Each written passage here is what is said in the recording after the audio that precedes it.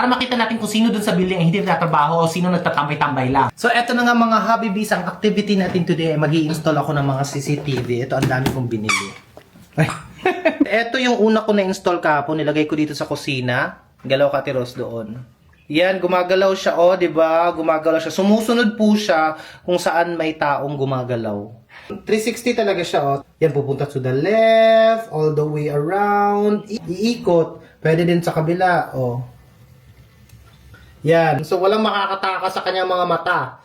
Pwede din sa taas, o. Pwede siyang tumingala, ha. Pwede din siyang yumuko. O, pag bumaba si Ate Rose, nagtago. O, yan. Pwede ko din i-control yung movement niya dito sa aking phone. Nakikita nyo? Yan, ako yan. So, kahit saan ako magpunta, pwede kong i-check yung CCTV ko anong nakikita niya. Not only that, it is not your regular CCTV because it's two-way. Anong ibig sabihin na two-way? Pakita mo, Ate Rose. Tingnan nyo to. Sample natin. Oh, sino nakikita nyo? Sino ka dyan?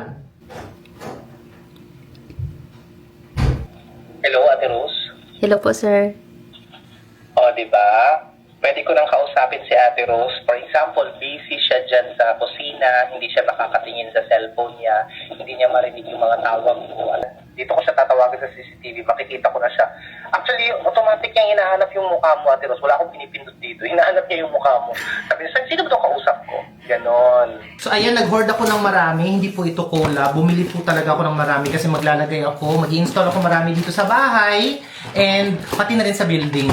What's great about this CCTV, pwedeng ikaw na mag-install. Madali lang po siya. Sobrang dali lang niyang i-install. Siyempre, ang pinaka-obvious reason for CCTV is security, di ba? But not only that, it's also for monitoring. For example, ako, may pets kami dito sa bahay. For example, may lakad kaming lahat, lumabas kami ng bahay. Pwede ko i-monitor anong mga nangyayari sa pets ko, kay Lucia at Bella. And not only that, pwede ko din silang kausapin, di ba, lalabas yung mukha ko sa screen. And this is also good if you have kids. Lalo na pag kayo ay nasa abroad or nasa malayong lugar. So, nakita ko sa options ng mga CCTV na to na meron siyang SD card. So, SD card is important kung gusto mong i-record.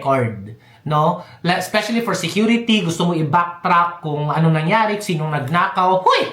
May ganun palang issue. So, dito na tayo sa pinaka-importanting discussion. Magkano?